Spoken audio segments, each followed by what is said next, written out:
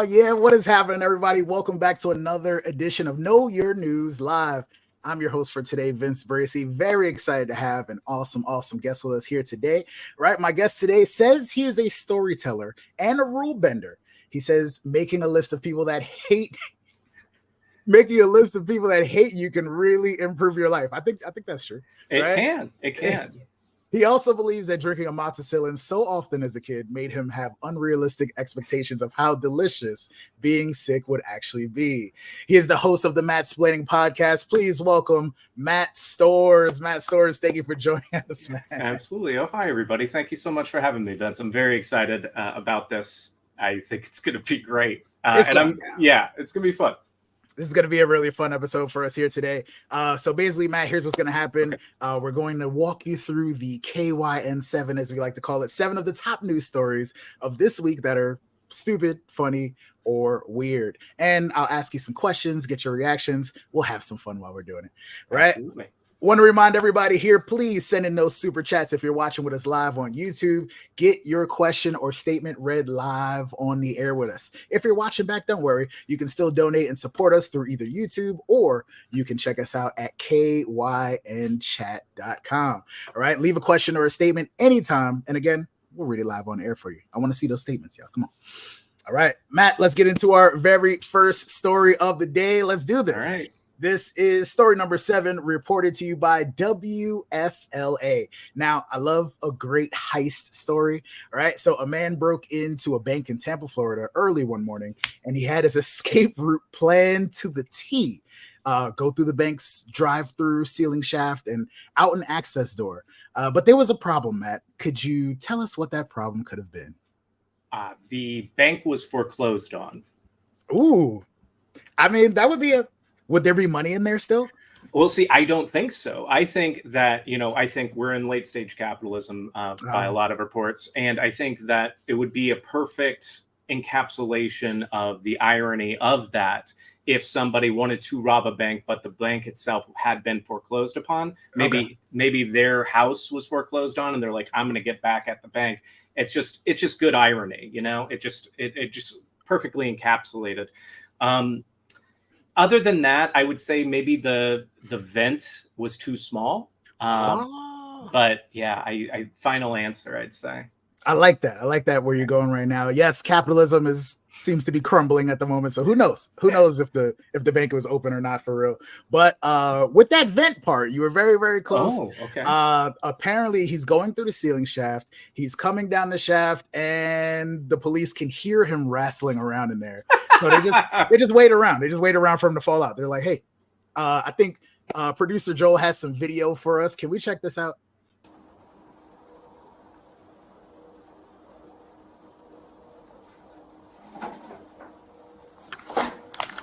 On the ground, motherfucker! On the fucking ground! Get out. Now, I wonder, did he put the recycling bin there or did the police put it there? Because I don't know how much, I'm not going to admit to breaking into places or anything like that or like climbing over like fences. But I do know that the structural integrity of a recycling bin is not what you would think. And especially it looked like it was empty, like not the best thing to climb upon. Like bring a ladder is all I'm saying. Yes. If you're gonna commit crime, this is not legal advice, but bring a ladder. I would agree on that one. I think is there another show called like Stupid Criminals or something like that? If there isn't, there should be. There absolutely should be. According to the story, an alarm had gone off, which is why the police showed up in the first place. And they heard the noises and they saw the recycling bin just sitting there. So maybe he put it there himself? He did. He definitely did. He's like, this is perfect. This is exactly what I need to get in here. It's the perfect size. I'm a criminal mastermind. This is 27-year-old Tristan J. Heidel. They charged him with breaking and entering and possession of criminal tools and safe cracking. I don't know if he's going to learn his lesson. Is he going to try to continue to break into banks? Well, from what I have learned from a number of documentaries is that these mostly like the Italian Job, various heist films, is that the people that are safecrackers are in high demand. So most likely, like he'll go to prison, but he'll come out with additional skills because effectively prison is like a networking summer camp for safecrackers. There you go. Where all the highest educated criminals are. That's where. Absolutely. There's a very specific. You would think in the prison system they wouldn't put all the safecrackers in one prison, but that's what they're doing. It doesn't make any sense. Come on. My whole thing is I just want to know how much money he got and how much did it suck to be arrested in a garbage can, because that. I mean, I will say it didn't look like he had any bags with him. It looks like he's like, oh, okay, maybe I'm gonna have to come back again. So we'll just get down in the recycling bin and good first attempt. We'll come back. And it didn't. Points for trying, I guess. Yes, there we go. Better luck next time, Tristan. Better luck, I guess. Maybe, I mean, the skills he learned, maybe he can escape from prison. You know? Use that. Come on, experience. Y'all experience. Yeah. Let us move on to story number 6. This one comes from a very reputable source, Twitter. It was posted on Twitter. Right. There was an assistant professor at UC Berkeley named David Holtz that booked an Airbnb for a vacation in London, England. Ooh, beautiful. Right. But when he arrived, it was exactly what he expected, or it wasn't exactly what he expected. Again, this is an Airbnb. Matt, I don't know if you've had any issues with Airbnb before. I have. I'm actually going through one right now. I play video games. It's a common thing. And I'm going through a thing. I forgot my Nintendo Switch, my beloved Nintendo Switch, at an Airbnb. I know. And they sent, I contacted them. I sent them $20 to mail it back to me. Good communication. That's good. And then it didn't get here. And I'm like, oh, well, priority mail should take a couple days. And so I reached back out and they sent me the receipt. Instead of sending it to New York, where I live, they sent it to Akron, Ohio. So I don't know how you get New York, Akron, Ohio confused with Astoria, New York, where my place is. So somebody in Akron, enjoy my Switch, enjoy my Animal Crossing island. Please don't cut down all my trees. Don't do it. Don't do it. It would be a crime. It's a very serious matter. What? It really is. I mean, I worked hard for the animals on my island, and hopefully we'll be reunited one day. That's not cool, man. Give him a switchback. Stop playing around. Only issue I've had with Airbnb, I think, is just when I showed up, it wasn't supposed to be an Airbnb. That's happened a couple times, unfortunately. I one of my favorite things in staying in an Airbnb is when the people I'm staying with are like, hey, just quick in the messaging. Like, hey, if somebody comes by, don't tell them anything. Here, like I stayed in Montreal some time ago, and the hosts were wonderful people. And they were like, hey, our landlord's going to come by. If they ask any questions, you're a friend from New York. And so I'm like, perfect. And I created a whole story of how I met the hosts in New York, like what they were doing in New York, why, genius, everything. And I was like, okay, if I run into them, I'm going to tell them. And then I was going to be like, okay, so here's the story. And I was going to send them like this 3-paragraph essay about how we met, why I decided to come out there. Fancy. It's a whole history. And then I didn't get to meet the landlord. So it's just in case. Just in case. I got that in my back pocket. It's saved in my notes. Next time my Airbnb host asks me to do that, copy and paste, ready to go. That is awesome. I love the preparation you got there. Yeah. Right. So we have this Airbnb in London, England. What could the problem be with this guy's Airbnb, man? Let's see. It was actually a shed. It was just a shed. That is as close as you could possibly get. This is good guesses here, man. Okay, thank you. Not a shed, but a bathroom. We have a picture from David Holtz himself. You see, you got the toilet right there next to the luxury bed. That is a luxury bed. The thread count on that bed. A lot of people are going to be like, oh my God, I can't believe a toilet's that close to a bed. But that looks like a decent thread count. That towel, good towel. That looks like a soft, absorbable, large towel. Like a lot you can do. If they would have like folded it like a peacock or something like they do on the cruise ships, I'd be a little more impressed, I think. Oh yeah, I mean that's the thing. Like if you're gonna give something to somebody or have them stay in a place that clearly you're misrepresenting what they're getting, zhuzh it up a little bit. You know what I mean? Like do the peacock.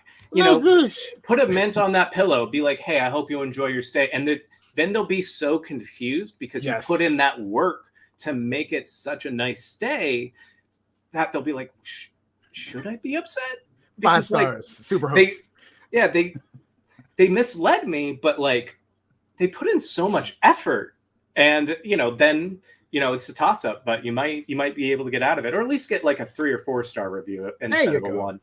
There you go. Come on, it's the thought that counts, y'all. Exactly. Right? As we saw in that picture, yes, the room is actually a bathroom with just a bed a few inches away from the toilet, unfortunately. This guy complained to Airbnb, but they haven't been much help. And people online are jokingly calling this Airbnb, which I think is very fitting. Hey, I mean, when it's people say that low-hanging fruit, shouldn't reach for the low-hanging fruit, but here's the deal. Here's what nobody tells you about low-hanging fruit. That fruit is ripe.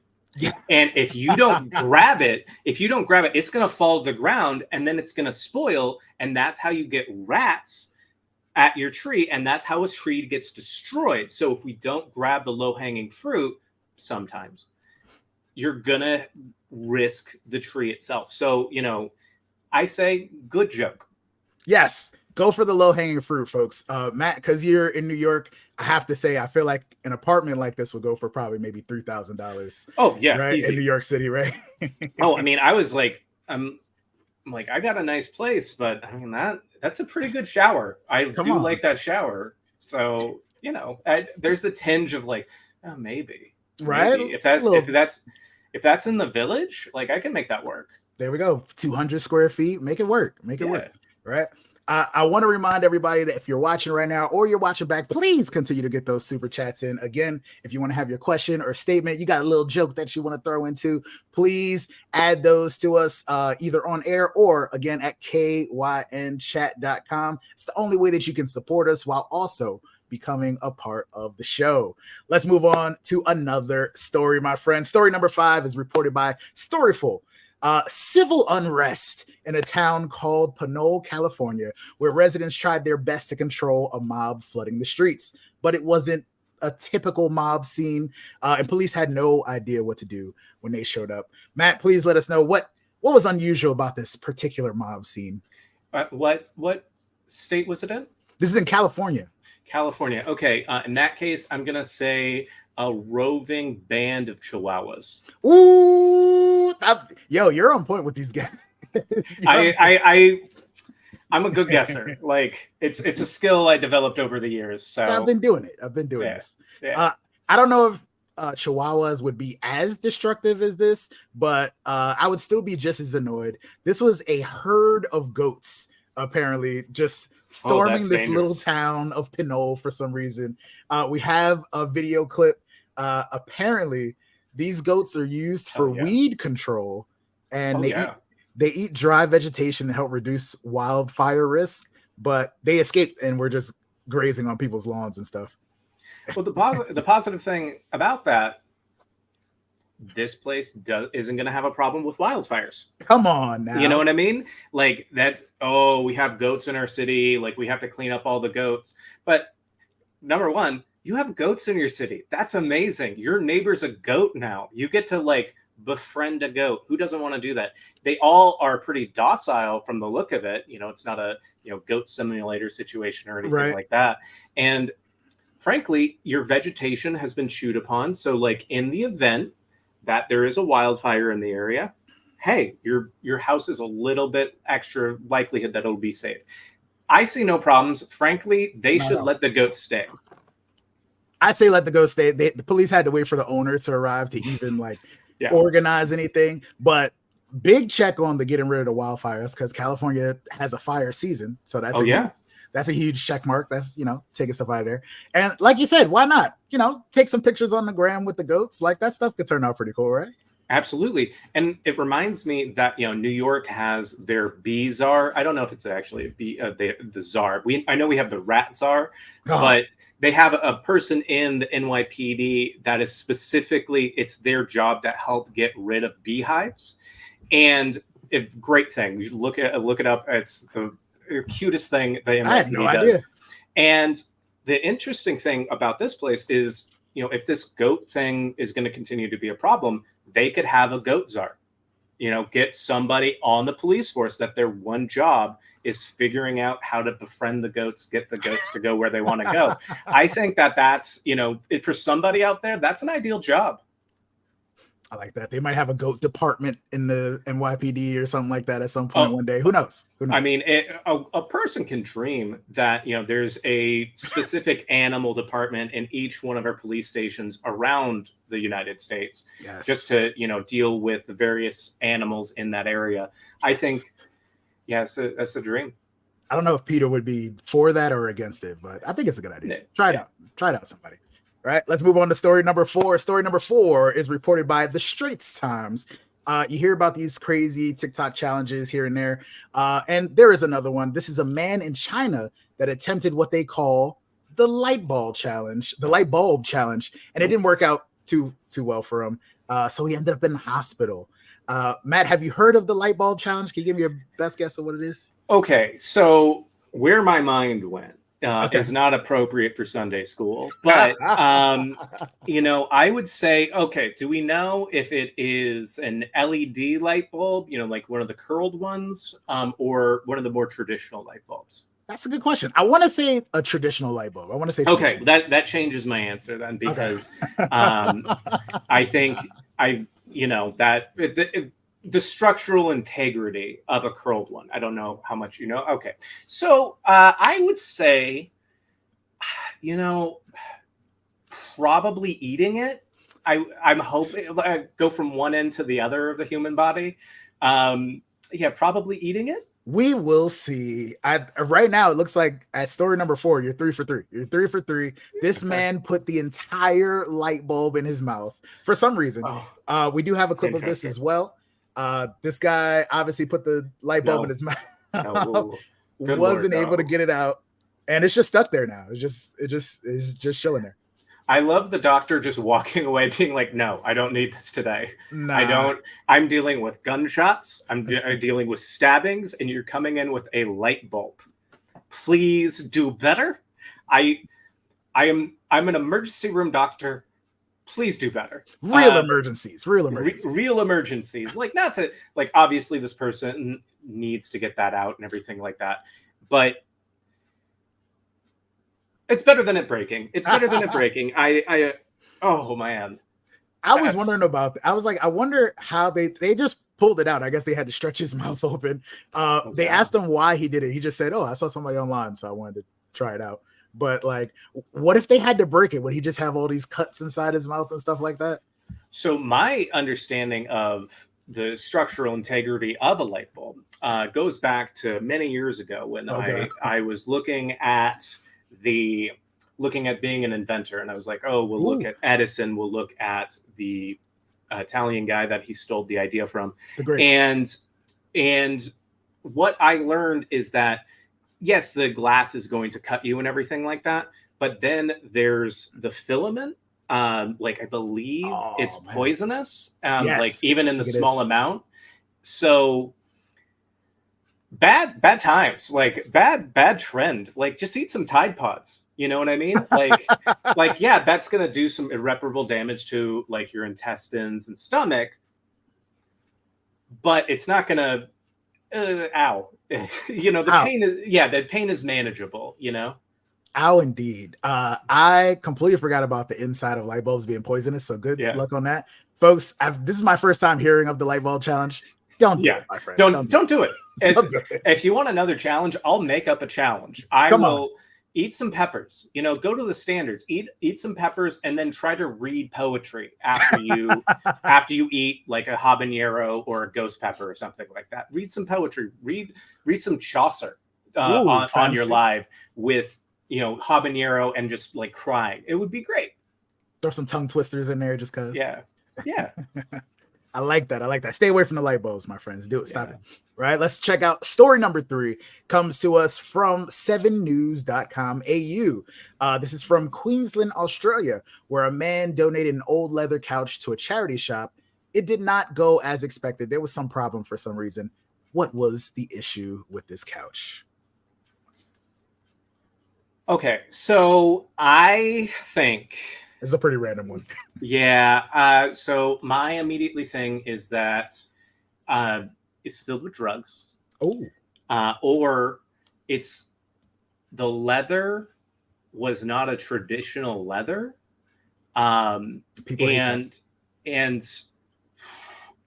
you know, my like emu leather or something like, or kangaroo leather, like maybe something like that.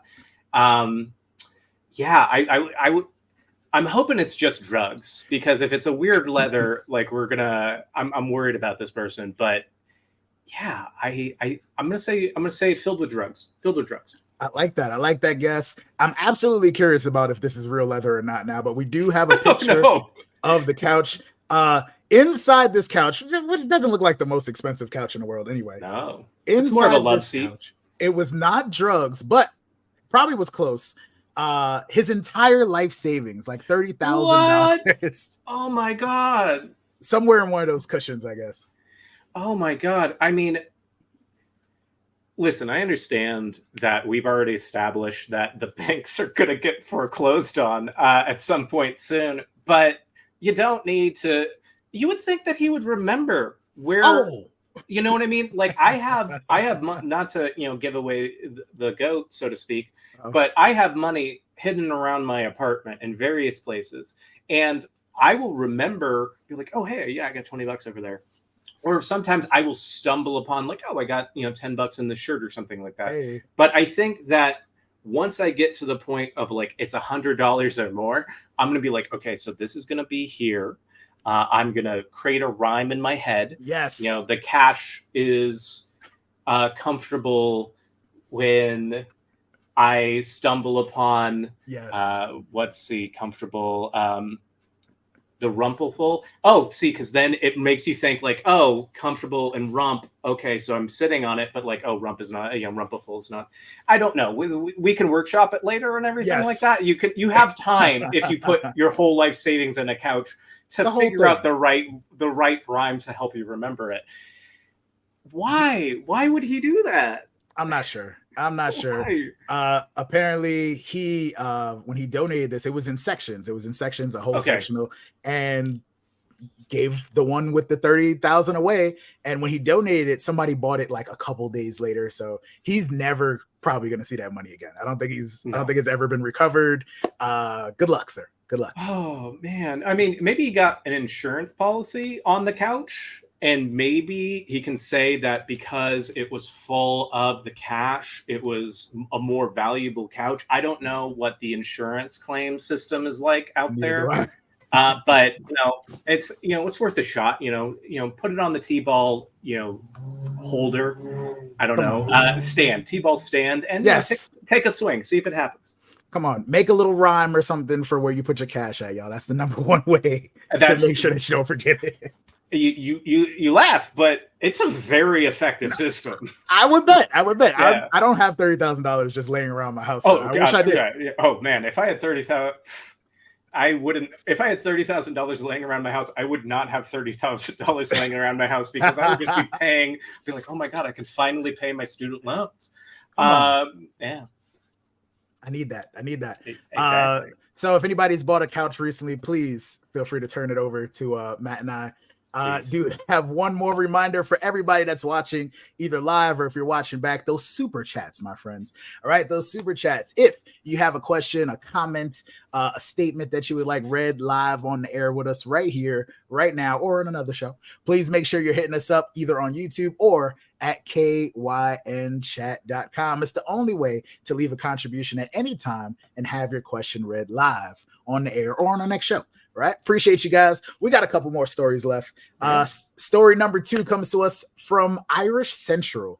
There's a photographer in Ireland. His name is Kevin Abish, and he's famous for using a black backdrop in his photos. He's taken photos of famous people in that specific style. We have pictures from him with Angelina Jolie and Yoko Ono and many other celebrities. So a few years ago, he sold a picture after a patron saw it hanging in his studio in Paris, if you will, very fancy. Mm-hmm. Right. The price tag was $1 million. But this specific story is getting attention because of what the subject was in the picture. Matt, please, what was in this picture hanging in the studio in Paris for $1 million? And when was the picture taken? Oh, good question. I don't know if it says. Sometime within the last few years. Last few years. Okay, so my mind immediately goes to the banana that got duct taped to the wall. The dog is that's his head right there. So let's see. I would say, let's go classical with this. It's gonna be a Renaissance style death scene, but just he broke into a hospital and he just went into the chronic condition ward and was like, put his black drop up, and was just like, all right, so we're just going to take pictures of dying people. And people are like his assistant was like, sir, this might be in bad taste. I don't know if this is something we should be doing. And he's like, no, this is a great thing. This is going to do a lot for society. So it's either that or just bowls of fruit. Yo, honestly, I would say that probably in bad taste, but somebody's paying for that picture. There's art is subjective, and somebody out there, I just put that out in the world. I'm very likely wrong. But what I've realized after saying that is I have just given an artist an idea, and artists are going to be, somebody's applying for a grant tomorrow with that idea. And somebody out there, if they have a good grant writing strategy, they're going to get that money. And who knows? It might be done tastefully. You might see it and just immediately start crying. Come on. That's what museums are for nowadays, I feel like, right? It's about evoking emotion, regardless of what that emotion is. Come on. I like that you started with an inanimate object. I do recall that banana with the tape on it. Yeah. People are paying money for that. This $1 million photo with a black backdrop, Matt, was a potato. It was a potato. Okay. All right. We're in Ireland. Apparently Kevin likes potatoes because they, like people, are all very different, yet immediately identifiable as being essentially of the same species. I thought that was so wholesome. That is very wholesome. And frankly, that's a good looking potato. Come on. I saw that potato and I'm like, I want to bake that. I want to wash that potato and I want to bake that potato. Imagine the mash you get from this potato right here.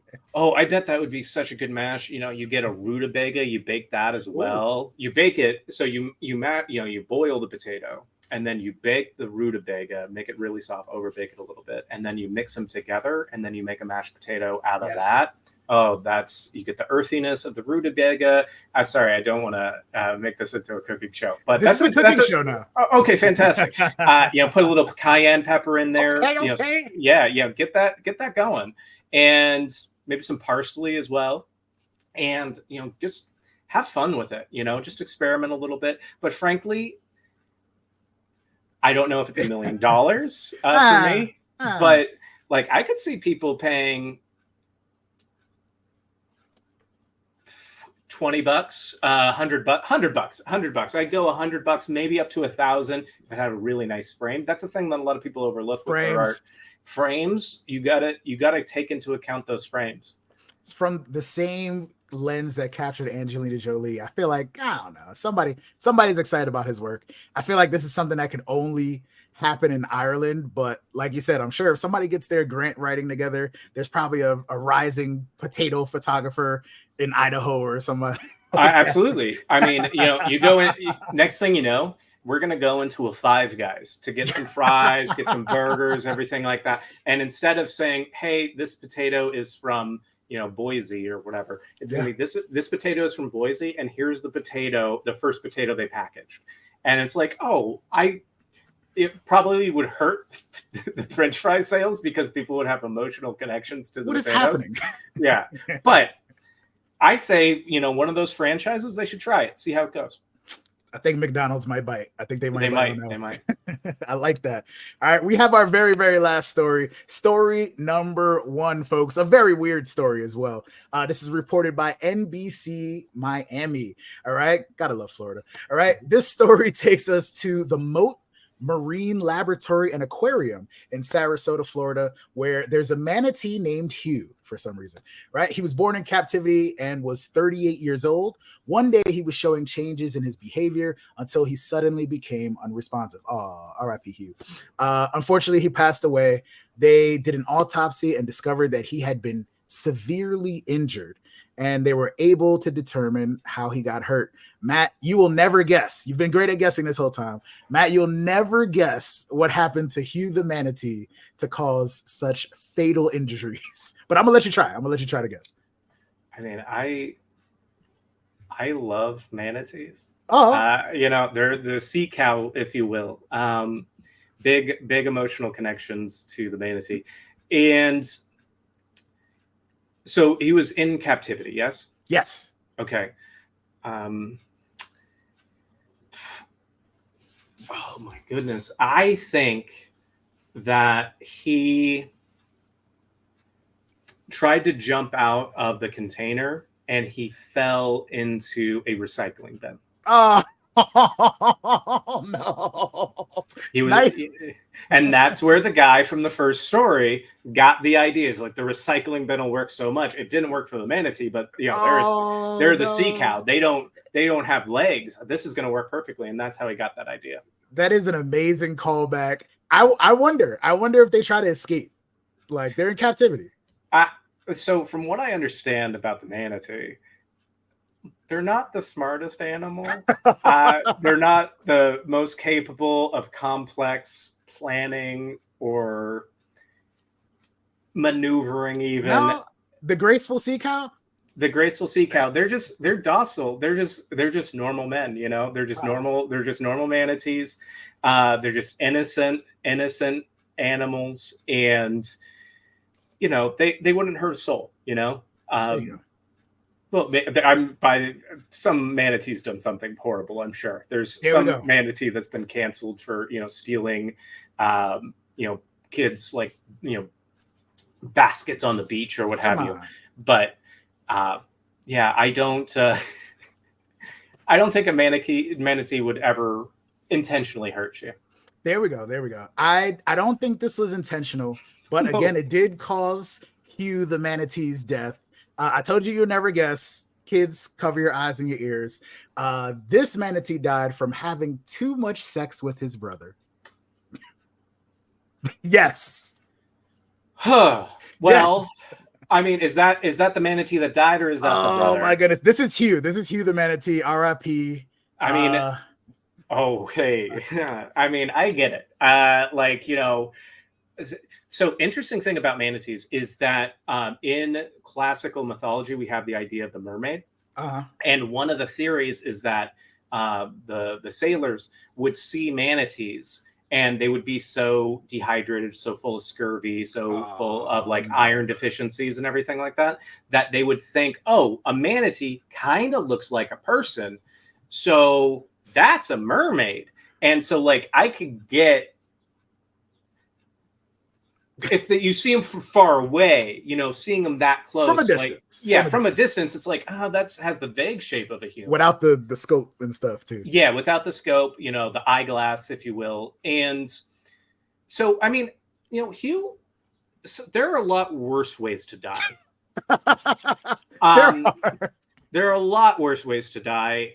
And, frankly, he died doing what he loved. Apparently. Yeah. I mean, good on him. Maybe with your manatees, if you are recognizing that something like this is happening, maybe it's time to introduce him to another set of manatees so that, he has a larger social circle. Yeah.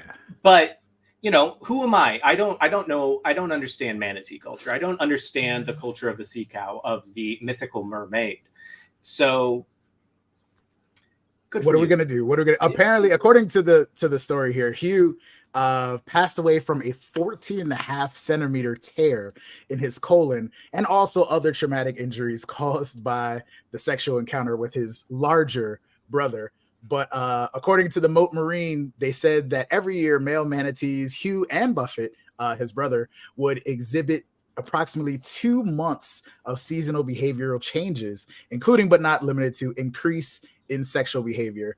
And just so we're all clear here, folks, this is not weird at all. It's weird to us, but sex between male manatees, including brothers, is not uncommon, which I just learned and I am freaked out by now. Yeah, I mean, well, it is cancer season, so I get it.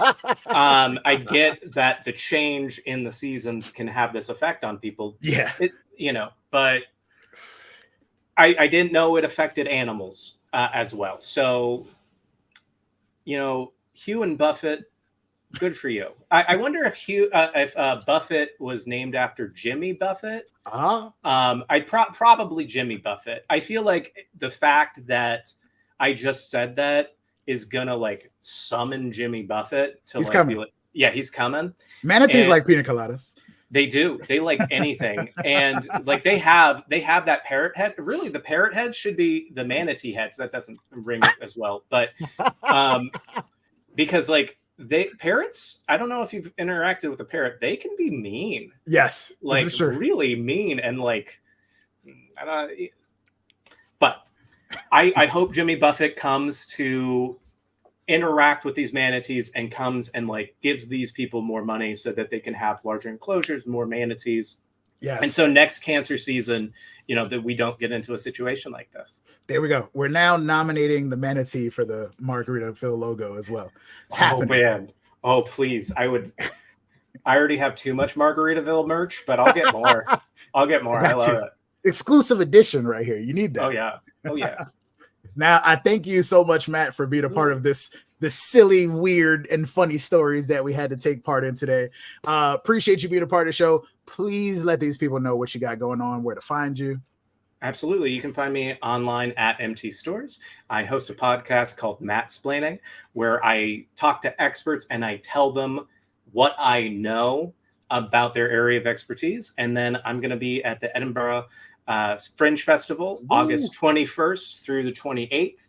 And I'm doing my solo show, Portly Lutheran Know-It-All there. So if you're in the area, do check it out. I'd really appreciate it. Oh, man, that is awesome. MT Storrs, which is a kind of funny pun in there somewhere, too. Yeah, there it is, yeah. Oh, man, good luck in Edinburgh, man. That is awesome. Thank you so much. I really appreciate it. Snap, man. That is pretty cool. Right? Thank you so much again, Matt Storrs, for being a part of the show. Please, people, give it up for him. Give it up for Matt. Make sure you check him out and check out the show as well. Folks, that is the end of our show here today. That wraps it up for our KYN 7.